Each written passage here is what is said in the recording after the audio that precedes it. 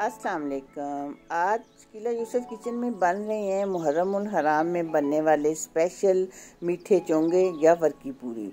इनको बनाने के लिए कुछ बातों का ध्यान रखना बहुत ज़रूरी है, जिसके लिए आप मेरे साथ रहिए और वीडियो को देखें पूरा। तो मैंने लिया सबसे पहले 2 कप आटा, आप चाहें तो मैदा भी ले सकते हैं। अब इसमें मैं डाल रही हूँ 2 टेबलस्पून पिघला हुआ देसी घी और 1 टीस्पून हम डालेंगे इसमें नमक और अच्छी तरह इन सब चीज़ों को करेंगे मिक्स करने के बाद हम सादा पानी ले लेंगे और उस थोड़ा थोड़ा पानी डालते जाएंगे और हम ये आटा गूंद लेंगे। हमने ये थोड़ा सा सख्त गूंदना है, नरम आटा नहीं गूंदना। और ये देखें, इस तरह इकट्ठा करने के बाद कुछ मिनट तक हाथों के साथ मस लेंगे और फिर इसको आधे घंटे के लिए रख देंगे। उतनी देर में हम चाशनी तैयार कर लेते हैं।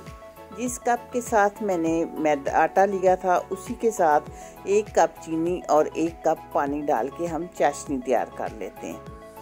और 1 टीस्पून इसमें मैं डाल रही हूँ इलायची पाउडर, थोड़ा सा फूड कलर डाला है और ये हम पकाएंगे 5-7 मिनट तक। जब थोड़ी सी चिपचिपी हो जाएगी, ये इस तरह जब हो जाएगी तो हम फ्लेम ऑफ कर देंगे। आधा घंटा गुजर चुका है और ये देखें, जैसी डो हमने बनाई थी थोड़ी सी अब वो सॉफ्ट हो चुकी है और इसी तरह हमें चाहिए थी। अब काउंटर पे दोबारा हम थोड़ा सा आटा डस्ट करेंगे और इसको अच्छी तरह हम ऐसे हाथों के साथ मल के एक रोल बना लेंगे और फिर हम इसके छोटे छोटे बराबर पेड़े काट लेंगे।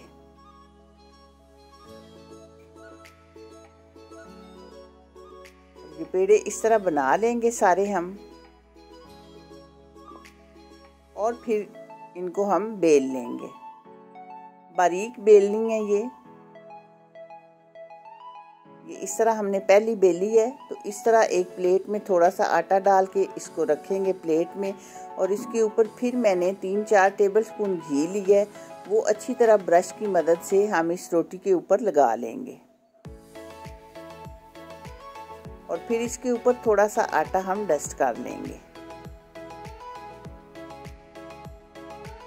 और इस तरह हम बारी बारी रोटियां बेलते जाएंगे। ये 5 रोटियों की लेयर हमने बनानी है और इस तरह घी और आटा लगा के एक दूसरे के ऊपर रखते जाएंगे।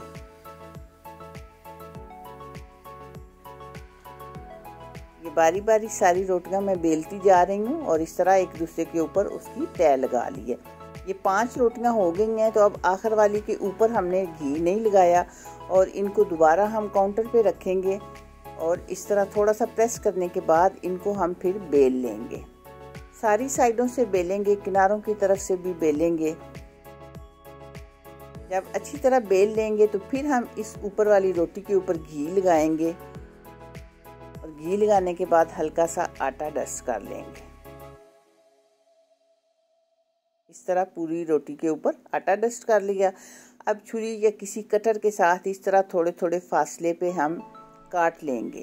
पूरी काटनी है, ये सब रोटियों को कट लगे और इसके बाद इस तरह पेड़ा रोल करना शुरू करेंगे और आखिर पे आके आखिर वाले जो उसका हिस्सा होगा उसको ऐसे नीचे रख के हम ऊपर से थोड़ा सा प्रेस करेंगे और पेड़ा हमारा बन गया। इस तरह सारे पेड़े मैंने बना लिए हैं। अब इन पेड़ों को काउंटर पे रख के हल्के हाथ से पहले हम हाथ के साथ दबाएंगे, थोड़ा थोड़ा फैला के और फिर बिल्कुल हल्के हाथ से बेलन के साथ इनको बेल लेंगे। ये बहुत ज़्यादा बारीक नहीं बेलनी, थोड़ी थोड़ी सी मोटी होती हैं। दबा के नहीं बेलनी, फिर वरना इसकी जो तह हैं वो बैठ जाएंगी। सारे पेड़े बेल लिए हैं। अब ऑयल मैंने गर्म होने के लिए रखा था और इस तरह ऑयल में डालेंगे और चम्मच के साथ प्रेस करते हुए हम इन्हें अच्छा सा गोल्डन कलर आने तक फ्राई करेंगे। चम्मच के साथ घी भी ऊपर डालते जाएं, इससे क्या होगा कि एकदम से इसकी तह खुल जाएंगी सारी और बहुत अच्छा सा जब ये गोल्डन कलर आ जाएगा तो हम ये निकाल लेंगे। तो जो चाशनी बना के रखी थी उसमें डुबोएंगे, डुबो के रखनी नहीं है, बस एक हमने डुबकी देनी है और ये निकाल लेंगे।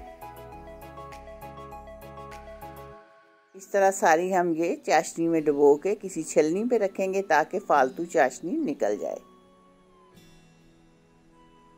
ये बहुत ही मज़े के चोंगे हमारे तैयार हो चुके हैं। ये मुहर्रम उल हराम पे मुख्तलिफ़ चीज़ें बनाई जाती हैं न्याज़ के लिए, तो आप भी इसको ज़रूर ट्राई करें और प्लीज़ चैनल को करें सब्सक्राइब और मुझे दें इसका फ़ीडबैक कि मेरी ये वीडियो आपको कैसी लगी है। दुआओं में याद रखिएगा। मिलते हैं इंशाल्लाह बहुत जल्द एक अच्छी और नई वीडियो में। तब तक के लिए अल्लाह हाफिज़।